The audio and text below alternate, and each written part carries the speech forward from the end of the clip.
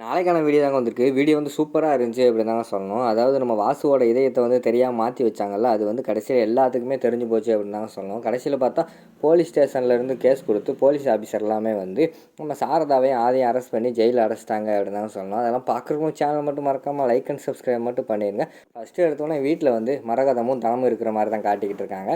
அந்த இடத்துக்கு வந்து நம்ம துரை வந்து வராரு. வாடா என்னடா எப்படிடா இருக்க அப்படிங்கிற மாதிரி வந்து மரகதை வந்து கேட்குறாங்க. அம்மா அவங்ககிட்ட ஒரு முக்கியமான விஷயத்தை வந்து சொல்ல வந்தேன் அப்படிங்கிற மாதிரி சொல்கிறாங்க.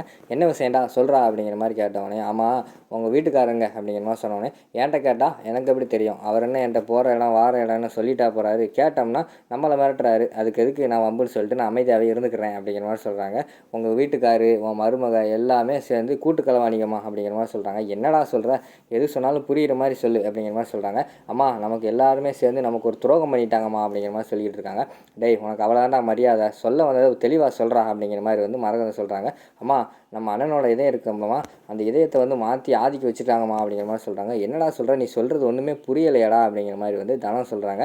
ஏக்கா என்னக்கா புரியலைங்கிற, நம்ம அண்ணனுக்கு ஆக்சிடென்ட் ஆகி ஹாஸ்பிட்டலில் சேர்த்துருந்தோம்ல, அன்னைக்கு தான் அந்த ஆதி பையிலையும் ஹார்ட் ஆப்ரேஷனுக்காக ஹாஸ்பிட்டலில் வந்து சேர்த்துருந்துருக்காங்க. அப்போ வந்து யாருக்குமே தெரியாமல் வந்து அந்த அந்த இதயத்தை வந்து தூக்கி ஆதிக்க வச்சுட்டாங்களாம் அப்படிங்கிற மாதிரி சொன்னோன்னே, என்னடா சொல்கிற அப்படின்னு சொல்லிட்டு ஷாக் ஆகிடுறாங்க. ஆமாம்மா எனக்கே இப்போ அந்த உண்மை இப்போ தான் தெரியும், அதனால தான் அவன்கிட்ட சொல்லிட்டு போகலான்னு வந்தேன். இந்த இதில் என்ன கொடுமைனா, உன் வீட்டுக்காருக்கும் பாரதிக்கும் வந்து உண்மை ஆல்ரெடி தெரிஞ்சு போச்சுமா, அவங்க உங்ககிட்ட சொல்லாமல் இருக்காங்க. பாரதி பார்த்துக்கிட்டோம்னா தமிழை கூப்பிட்டுட்டு எங்கேயோ போயிட்டாமா, இதெல்லாம் எனக்கு டவுட்டாக இருக்குது. எனக்கு என்னமோ வந்து பாரதியையும் தமிழையும் இந்த ஆதி தான் ஏதோ செஞ்சுருப்பான்னு எனக்கு டவுட்டாக இருக்குது. இதெல்லாம் போய் போலீஸில் கம்ப்ளைண்ட் கொடுமா அப்படிங்கிற மாதிரி சொல்லிகிட்டு இருக்காங்க.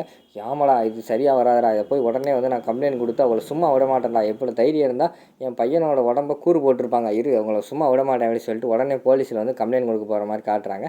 அங்கிட்டு பார்த்தா நம்ம ஆதி வந்து கவலையோடு இருக்கிற மாதிரி தான் காட்டிக்கிட்டு இருக்காங்க. அப்போ வந்து சாரதா வந்து வராங்க. என்ன ஆதி கவலையாக இருக்கியா அப்படிங்கிற மாதிரி கேட்காங்க. ஆமாம்மா என்ன பண்ணுறது, பாரதியை பிரிஞ்சு என்னால் இருக்க முடியலமா அப்படின்னு சொல்லிட்டு ஃபீல் பண்ணுறாங்க. ஒன்றும் கவலைப்படாதப்பா, அவளுக்கு வந்து கோவத்தில் இருக்கா, கண்டிப்பாக வந்து வந்துருவாப்பா அப்படிங்கிற மாதிரி சொல்கிறாங்க. ஆமாம் எப்படிமா அவங்க வந்து தனியாக இருப்பாங்க, அதுவும் தமிழை வச்சுக்கிட்டு அவங்க மட்டும் ஒரு பொண்ணு மட்டும் எப்படிமா தனியாக இருப்பாங்க, அதை நினச்சா கஷ்டமாக இருக்குமா அப்படிங்கிற மாதிரி சொல்கிறாங்க. சரி கஷ்டப்படாத வா, நீ சாப்பிட்டு நீ தெம்பாக இருந்தால் தானே அவங்கள எப்படியும் தேடி கண்டுபிடிக்க முடியும் அப்படிங்கிற மாதிரி சொல்கிறாங்க. சரின்னு சொல்லிட்டு வேண்டா வெறுப்பாக வந்து நம்ம ஆதி வந்து கீழே வர்ற மாதிரி காட்டுறாங்க. கீழே பார்த்தா நம்ம எதிரிக்கு அங்கே இருக்குங்கள அறிவு ஸ்வேதா எல்லாமே சாப்பிட்டுக்கிட்டு இருக்கிற மாதிரி தான் காட்டிகிட்டு இருக்காங்க. பாப்பா சாப்பிடுப்பா அப்படிங்கிற மாதிரி சொல்கிறாங்க. ஆனால் ஆதி வந்து சாப்பிடாம போய் அங்கே சோஃபாவில் உட்காந்துடுறாங்க. சரின்னு சொல்லிட்டு சாரதா வந்து இட்லியெல்லாம் வச்சு கொடுக்குறாங்க. இட்லியெல்லாம் வச்சு கொடுத்துட்டு சாப்பிடுப்பா ஆதி அப்படிங்கிற மாதிரி சொல்கிறாங்க. அவர் வந்து சாப்பிடாமே உட்காந்துருக்கிற மாதிரி காட்டிக்கிட்டு இருக்காங்க. டக்குன்னு பார்த்தா அந்த நேரத்தில் வந்து போலீஸ் வந்து என்ட்ரி கொடுக்காங்க. என்ட்ரி கொடுத்தோன்னே எல்லாருமே ஷாக் ஆகிடுறாங்க. நம்ம அறிவு வந்து கண்ணை காட்டுறாரு, இது உன்னோட வேலை தானா அப்படின்னு சொல்லிட்டு நம்ம இந்த துறைக்கிட்ட வந்து கண்ணை காட்டுறாரு. ஆமாம்மா என்னோட வேலை தான் அப்படிங்கிற மாதிரி சொல்லிட்டு அவங்கெல்லாம் ஜாலியாக இருக்கிற மாதிரி காட்டிக்கிட்டு இருக்காங்க. இங்கிட்டு பார்த்தா என்ன ஆஃபீஸர் என்ன திடீர்னு வந்திருக்கீங்க அப்படிங்கிற மாதிரி வந்து சாரதா கேட்குறாங்க. உங்கள் பையனை அரெஸ்ட் பண்ண வந்திருக்கேன் அப்படிங்கிற மாதிரி சொல்கிறாங்க. எதுக்காக அரெஸ்ட் பண்ணுறீங்க அப்படிங்கிற மாதிரி வந்து சாரதா கேட்குறாங்க. அதெல்லாம் உங்ககிட்ட சொல்ல வேண்டிய அவசியம் கிடையாது, எனக்கு வந்து கம்ப்ளைண்ட் கொடுத்துருக்காங்க, அதனால தான் நான் வந்து அரெஸ்ட் பண்ண வந்திருக்கேன் அப்படிங்கிற மாதிரி சொல்கிறாங்க. யார் கம்ப்ளைண்ட் கொடுத்தா, என்ன கம்ப்ளைண்ட் கொடுத்தா அப்படிங்கிற மாதிரி கேட்குறாங்க. ஒரு லேடி வந்து கம்ப்ளைண்ட் கொடுத்துருக்காங்க, அது யார் என்னெல்லாம் சொல்ல முடியாது, உங்கள் மேலே வந்து அந்த அவங்களோட பையனோட இதயத்தை வந்து நீங்கள் திருடிட்டீங்கன்னு சொல்லிட்டு கம்ப்ளைண்ட் கொடுத்துருக்காங்க. அதெல்லாம் நீங்கள் யார் என்னன்ட்டு வந்து நீங்கள் ஸ்டேஷனில் வந்து கேட்டுக்கோங்க, இப்போல்லாம் உங்ககிட்ட உண்மையை சொல்ல முடியாது, கிளம்புறீங்களா என்ன அப்படிங்கிற மாதிரி சொல்லிட்டு இருக்காங்க. உடனே சாரதா வந்து சொல்கிறாங்க, இருங்க எங்களோட வக்கீல் வரட்டும், அதுக்கடுத்து நாங்கள் பேசிக்கிறோம் அப்படிங்கிற மாதிரி சொல்கிற மாதிரி காட்டுறாங்க. அதெல்லாம் நேரம் இல்லை, வக்கீல்கிட்ட நீங்கள் டேரெக்டாக வந்து வக்கீலை வந்து போலீஸ் ஸ்டேஷனுக்கு வர சொல்லுங்கள், நீங்கள் கிளம்புங்க அப்படிங்கிற மாதிரி சொல்கிறாங்க. டக்குன்னு பார்த்தா நம்ம இவர் அறிவு வந்து என்ட்ரி கொடுக்காரு. எப்படி சார் நீங்கள் வந்து அரெஸ்ட் பண்ணலாம், அவங்க எவ்வளோ பெரிய ஆள், சாரதா குரூப் ஆஃப் கம்பெனியோட ஓனர், அவங்களே நீங்கள் அரெஸ்ட் பண்ணலாமா அப்படிங்கிற மாதிரி சொல்கிறாங்க. யாராக இருந்தால் என்ன சார், சட்டத்துக்கு முன்னாடி எல்லாமே சமம் தான், அதனால் வந்து நீங்கள் எதுனாலும் வந்து நீங்கள் அங்கே வந்து பேசிக்கோங்க ஸ்டேஷனில் அப்படின்னு சொல்லிட்டு அவங்கள வந்து அங்கேருந்து கூட்டு போகிறாங்க. கூட்டு போயிட்டு போலீஸ் ஸ்டேஷனில் வச்சு அவங்க வந்து விசாரிச்சுக்கிட்டு இருக்கிற மாதிரி தான் காட்டிக்கிட்டு இருக்காங்க. அப்போ வந்து போலீஸ்கார் வந்து கேட்காரு, சொல்லுங்கள் சார் உங்களோட மனைவியையும் அந்த பொண்ணை எங்கே மறைச்சி வச்சுருக்கீங்க, உண்மையை சொல்லுங்கள் அப்படிங்கிற மாதிரி சொல்கிறாங்க. இங்கே பாருங்கள் நான் எப்படி கேட்டாலும் உண்மை அதுதான், அவங்க வந்து என்கிட்ட கொஞ்சம் கோவிச்சுக்கிட்டு வெளியில் போயிருக்காங்க அப்படிங்கிற மாதிரி சொல்கிறாங்க. அதெல்லாம் கிடையாது, அவங்களோட இதயத்தை வந்து நீங்கள் வந்து திருடி இருக்கீங்க அப்படிங்கிற மாதிரி சொல்கிறாங்க.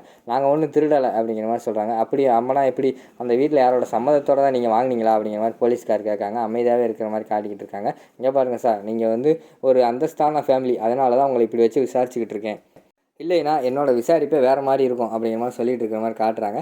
டக்குன்னு பார்த்தா அங்கனக்குள்ளே வந்து மரகதா வந்து கால் பண்ணுறாங்க போலீஸ்காரங்களுக்கு. சொல்லுங்கம்மா அப்படிங்கிற மாதிரி கேட்டவொடனே, சார் எங்களோட மருமகளும் என்னோட பேத்தியும் பற்றி ஏதாவது உண்மை தெரிஞ்சா சார் அப்படிங்கிற மாதிரி கேட்காங்க. கொஞ்சம் வெயிட் பண்ணுங்கம்மா, இப்போ தான் விசாரிச்சுக்கிட்டு இருக்கேன், விசாரிச்சுட்டு உண்மையை உங்ககிட்ட சொல்கிறேன் என்ன ஏதுன்ட்டு அப்படிங்கிற மாதிரி சொல்கிறாங்க.